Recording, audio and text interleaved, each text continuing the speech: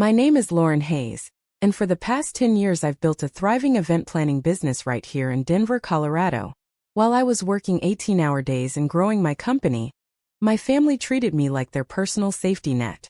I never minded helping, until the morning everything shattered. 3 days before my sister Brooke's wedding, Mom called at dawn. "Lauren, we need to talk. You're no longer the maid of honor.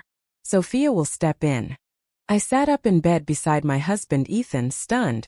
I've paid for the Mountain Estate venue, the catering, the designer gown, flowers, almost $55,000 out of my own accounts. Mom's voice stayed flat. "Brooke feels you've been too controlling about the money. She doesn't want that energy at her wedding." I drove straight to our family home in Cherry Creek. The whole crew was waiting. Dad, my brother Tyler, Brooke already in fresh makeup. When I asked why, Brooke looked me dead in the eye. "We don't invite beggars to our wedding. Get out." The word landed like a punch. I left without another word. Ethan met me at the car and just held me while I shook. That night Aunt Karen called from her ranch up north. "Honey, I overheard your mom bragging to the neighbor.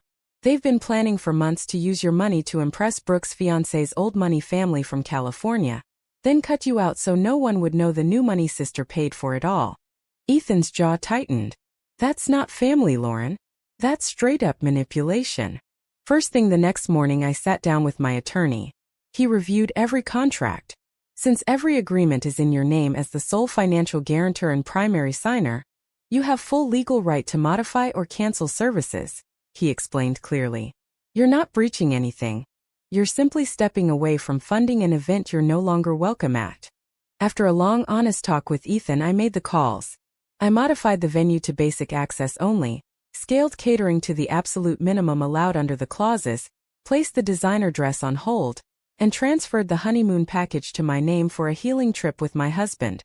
Everything stayed above board, fully documented. No refunds owed because the deposits covered vendor work already performed. Brooke's wedding still happened, but it became a simple backyard gathering at my parents' house. Folding chairs on patchy grass, grocery store flowers in mason jars, a playlist on someone's phone. Brooke wore a different dress she'd dug out of storage.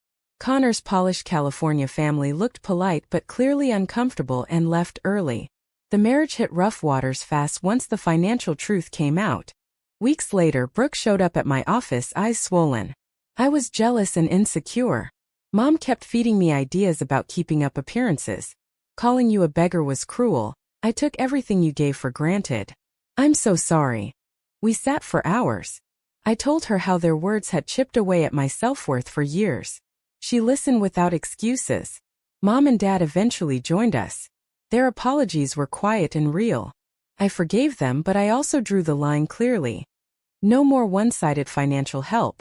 Any future support would be transparent loans with written agreements, nothing else. We started family counseling together. It's not perfect and we still have rough patches, but respect is slowly growing where entitlement used to live. I took that Hawaii trip with Ethan and finally breathed easy. The lesson I learned? Blood may be thicker than water, but real family is built on mutual respect, honest communication, and knowing your own worth. Money can't buy love, and setting healthy boundaries can actually save it.